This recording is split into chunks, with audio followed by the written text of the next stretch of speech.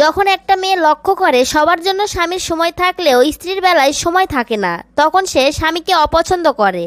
তৃতীয়টি হলো গালিগালাজ ও মারধর। যে স্বামী একটুতেই তার স্ত্রীকে মারধর বা গালিগালাজ করে সেই স্বামীকে মেয়েরা অপছন্দ করে। চতুর্থটি হলো ভরপোষণ দিয়ে খোঁটা দেওয়া।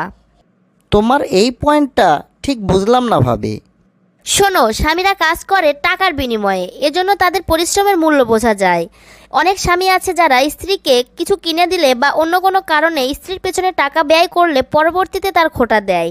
এটা ঠিক নয়, কারণ একজন স্ত্রী বাড়িতে যে পরিমাণ কাজ করে তার আর্থিক মূল্য নির্ধারণ করলে দেখা যাবে স্বামীর থেকেও বেশি ইনকাম করে।